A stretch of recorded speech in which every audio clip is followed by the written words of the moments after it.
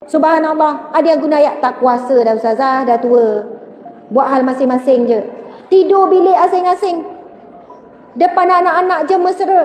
Belakang ni, kalau suami tidak reda, sebagaimana hadis Nabi, Allah melaknat seorang wanita yang menolak keinginan suaminya. Daripada start dia tolak sehingga dia terima balik. Kalau 2 bulan, kalau setahun, kalau mati dalam laknat Allah. Solat jaga, puasa jaga, sedekah banyak, zikir banyak, tetapi hidup dalam laknat. A'udzu billahi minasyaitonir rajim. Warga emas usia paling mahal ni, ramai yang dah sampai usia emas. Tak ramai yang boleh sampai pada usia ni. Usia yang paling berharga, usia emas ni. Tadi kita sebut kemungkaran yang zahir. Tetapi ramai mana wanita-wanita tidak sedar dia melakukan kemungkaran di rumahnya. Apa kemungkaran di rumah? Muslimat sekalian, boleh saya tanya siapa isteri orang kat sini, angkat tangan. Jangan tak ngaku. Siapa isteri orang? Siapa isteri orang? Siapa ada suami lagi? Masya Allah. Sebahagian besar kebanyakannya suami orang. Suami orang. Isteri orang. Kebanyakannya isteri orang. Walaupun zahir kita memang dah jaga. Kita dah jaga solat. Kita dah jaga puasa. Kita dah sedekah. Kita banyak zikir. Kita banyak baca Quran. Muslimat sekalian, ada kemungkaran yang paling susah kita nak jaga. Kemungkaran dengan suami kita. Betul atau tidak? Itu paling susah. Apabila kita mengatakan sesuatu yang tidak benar, apa-apa akan pandai berhelah. Kadang kurang jujur dengan suami. Dia ada sebab dia nak pergi tempat tu, ada sebab lain, tapi cerita sebab lain. Dia ada sebab lain nak beli benda tu, tapi cerita sebab lain. Gelak tu kan. Walaupun ni, kadang ada keadaan kita kurang jujur dengan suami. Itu kemungkaran. Kadang-kadang perkataan kita pedas. Tak sedar sampai suami rasa terhina. Sampai suami terasa hati, tapi orang lelaki dia kunci mulut, dia tak cakap. Sampai suami itu rasa tidak dihormati. Kemungkaran tu. Kadang tak bersedar kita bercakap aib suami dengan anak. Assalamualaikum, malam mak nak cerita ni. Cerita apa mak? Pasal yang kau lah. Bla bla bla cerita, anak ni pun dengar. Bukan aib suami dengan anak. Bukan aib suami sampai anak tu benci pada ayah dia. Sampai anak tu geram pada ayah dia. Itu kemungkaran. Maksudnya muslimat sekalian, cabaran kita nampak kemungkaran kat luar tu macam-macam. Ui seksi, ui teruk, artis ni, pemimpin ni tak betul, pemimpin dia je yang betul. Semua orang tak betul. Tetapi rupanya dia juga bergelemang dengan kemungkaran yang dia lakukan, dosa maksiatnya dengan hubungan dia dengan suami. Minta maaf saya nak sebut ibu-ibu. Ramai wanita, saya faham orang perempuan ni kuat ibadah kan. InsyaAllah. Bila suami ajak bermesra, bang ni dah tua kan, istighfar lah. Subhanallah. Padahalnya melayani keinginan suami itu ibadah. Saya sebut lagi sekali, celak sikit mata tu ya. Bukan mata zahir saja, mata hati. Saya sangat bimbang sebab ramai muslimah yang anggap remeh perkara ni. Kita cerita pasal wanita di sisi Rasulullah. Ciri-cirinya sekian-sekian. Ramai wanita masa awal kahwin, muda, isteri terbaik, isteri solehah. Saya dulu kan kerja perunding cara rumah tangga.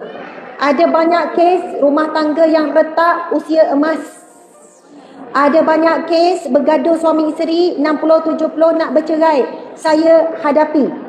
Saya perunding rumah tangga, datang nak bercerai kena jauh tangan dulu. Nenek, atuk dah ada cucu ramai nak bercerai.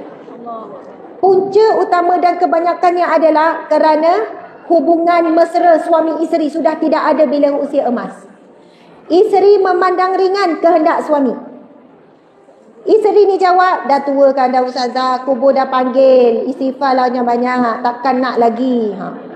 Suami kata, ustazah, pakcik ni nampak tua, dalam muda lagi. Yang isteri ni jawab, saya dah monopos ustazah, saya tak kira apa-apa pos pun. Macam mana nak selesaikan tu? Saya kata, macam ni lah pakcik bawa isteri pakcik ni pergi jumpa doktor. Nanti doktor ada bagilah perubatan, hormon dan sebagainya, mungkin injek, makin memang ada.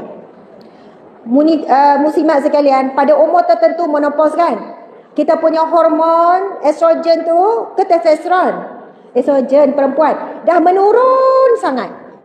Bila sentuh pun dah rimas. Ish, apa ni? Astagfirullah. Istighfar je padahal suami dia. Tapi peluk cucu kan main ke mas? Ui, kuat peluk cucu kan. Suami yang nengok. Rasa panas, awak kahwin dulu. Bang, lambatnya awak balik. Sekarang, kenapa dah balik? Kenapa tak duduk lama-lama masjid tu lah? Iktikaf 1 hari pun tak apa. Berhari-hari pun tak apa. Ini diakui oleh ramai wanita-wanita usia emas kepada saya. Saya tak tahu, rasa serabut lah tengok dia. Kalau dia tak balik pun tak apalah. Saya kata, puan jangan macam tu puan. Puan jadi isteri yang baik 30 tahun. Jangan sampai mati dalam keadaan bukan isteri yang baik.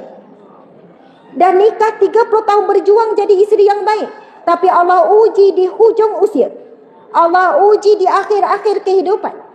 Jadi biarlah hidup sebagai isteri yang berjuang jadi baik. Dan mati dalam keadaan berjuang juga jadi baik. Jangan putus asa. Ada masalah cari penawar. Pergi jumpa doktor. InsyaAllah ada penyelesaian. Bukan nak sesuatu yang lebih. Kadang-kadang kemesraan fizikal. Kemesraan kata-kata. Air muka yang manis. Cakap yang baik-baik. Subhanallah. Ada yang guna ayat tak kuasa dah ustazah. Dah tua. Buat hal masing-masing je. Tidur bilik asing-asing. Depan anak-anak je mesra. Belakang ni. Kalau suami tidak reda. Sebagaimana hadis Nabi. Allah melaknat seorang wanita yang menolak keinginan suaminya. Daripada start dia tolak sehingga dia terima balik. Kalau 2 bulan, kalau setahun, kalau mati dalam laknat Allah. Solat jaga, puasa jaga, sedekah banyak, zikir banyak, tetapi hidup dalam laknat. Perkahwinan nak dapat rahmat Allah. Sebab itu ujian banyak. Kalau kita dapat rahmat Allah dalam perkahwinan, macam mana nak dapat rahmat Allah? Sabar, sangka baik, memaafkan, saling menguat, akui diri, minta maaf, suami minta maaf, isteri minta maaf.